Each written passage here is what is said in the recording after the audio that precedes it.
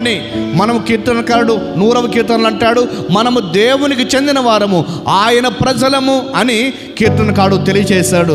మాత్రమే కాదు, కలిగి ఉన్నది ఏది కూడా ఆయన లేకుండా కలగలేదు అని కూడా లేఖనం చెప్పింది. అంటే మనము దేవునికి చెందిన వాళ్ళము, దేవుని ద్వారా రాగలిగిన వాళ్ళము, మనము దేవుని ప్రజలము. అక్కడ చెప్పాడు, క్రీస్తు యేసునందు సృష్టింపబడిన వారమై ఆయన చేసిన పని అయి ఉన్నాము. ఎందుకు ఆయన మనలను సృష్టించుకున్నాడు అంటే 10వ వచనం చాలా క్లియర్గా చెప్పింది.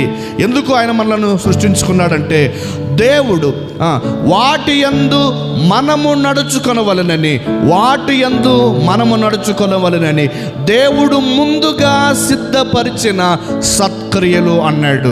ముందుగా సిద్ధపరిచిన సత్క్రియలు అంటే ఇలా గుర్తు చేస్తాను. సామెల్ అని నేను పుట్టటానికంటే ముందు నా పట్ల దేవుడు కొన్ని సత్క్రియలు చేసి సిద్ధపరిచాడు.